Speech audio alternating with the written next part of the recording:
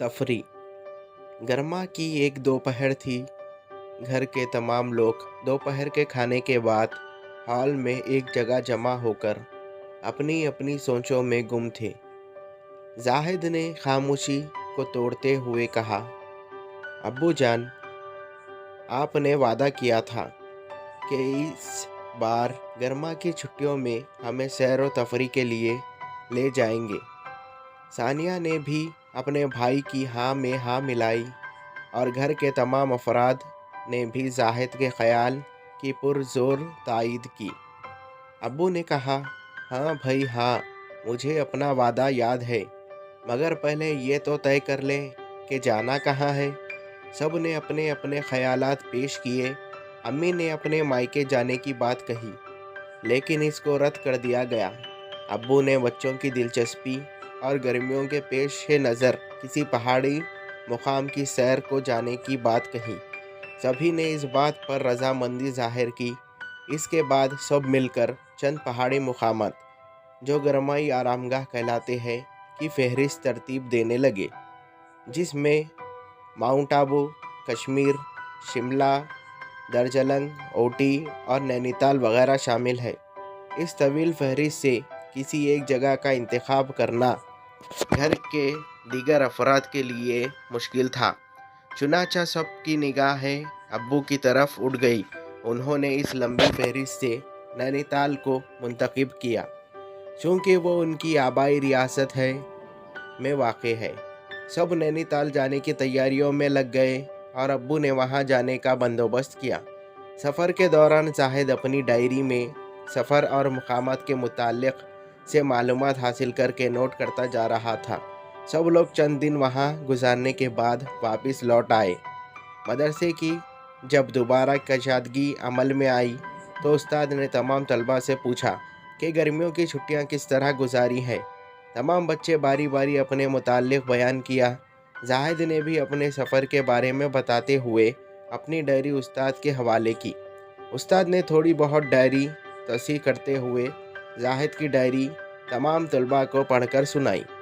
हिंदुस्तान के पहाड़ी मुकामात में रियासत उत्तरांचल का नैनीताल आब व हवा और ख़ूबसूरती के लिहाज से ख़ास हैसियत रखता है और हमें इस दुनिया के बेहतरीन मुकामात में शुमार कर सकते हैं। यहाँ की बेहतरीन सेहत बख्श और खुशगवार आबो हवा, हैरत अंगेज़ मनाजिर, तफरी गाही लोगों को अपनी तरफ खींचती है। नैनीताल काठ गोदाम स्टेशन से 22 मील के फासले पर वाक़ है, जहाँ दिल्ली, रामपुर, लखनऊ, बरेली, आगरा और कोलकाता से रास ट्रेनें आती है। काठगोदाम से नैनीताल जाने के लिए बसें मिलती है, जो पहाड़ी सड़क को पार करती हुई नैनीताल पहुंचाती है। इस सड़क का शुमार दुनिया की बेहतरीन सड़कों में होता है। यह सड़क पहाड़ों को काटकर इस तरह बनाई गई है, ऐसा मालूम होता है जैसा कि एक सांप लहराता हुआ नीचे से ऊपर चढ़ता चला जा रहा है।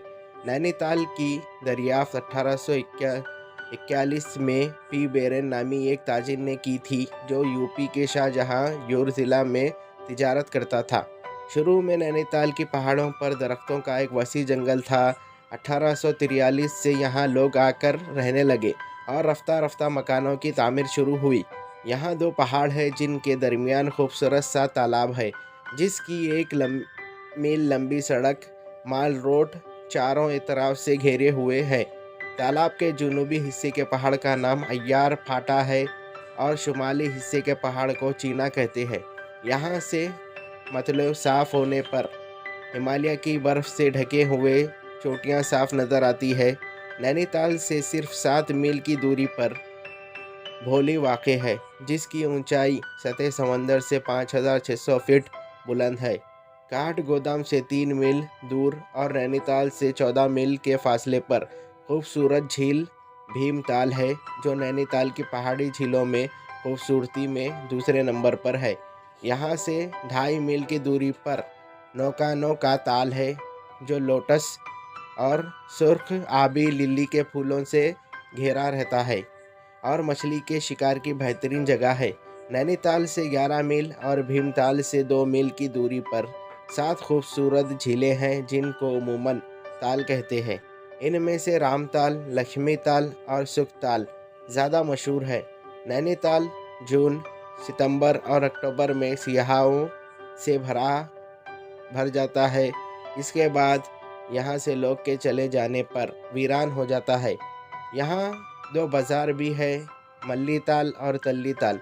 मल्लीताल की दुकानें अंग्रेज़ी तर्ज की है और तल्लीताल एक छोटा सा बाज़ार है जो बस स्टैंड के पास है और यहाँ तरकारी, गोश्त और अनाज वगैरह की दुकानें हैं।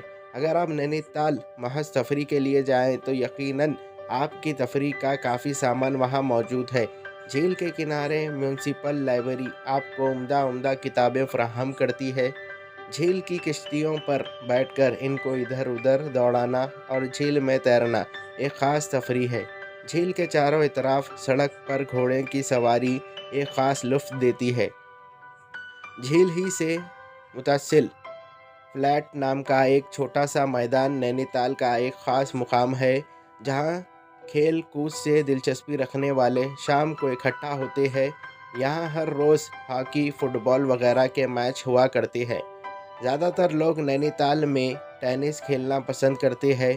नैनीताल अपने दिलकशी और खूबसूरती के एतबार से एक ख़ास हैसियत रखता है और हिंदुस्तान का कोई भी पहाड़ी मुकाम इसका मुकाबला नहीं कर सकता। इसीलिए नैनीताल को पहाड़ों की मलिका कहा जाता है। Thank you. हेलो व्यूवर्स, मैं हूँ आपका अपना दोस्त सलमान। उम्मीद करता हूँ आप सब खैरियत से होंगे। अगर आप मेरे चैनल पर नए हो तो मेरे चैनल को सब्सक्राइब करें और बेल आइकन को ऑल पे सेट करें, ताकि मेरी हर आने वाली स्टोरी का नोटिफिकेशन आपको मिलता रहे। अगर आपको ये स्टोरी अच्छी लगी तो इस स्टोरी को भी लाइक करें। तब तक के लिए मुझे दीजिए इजाज़त। Thank you for watching.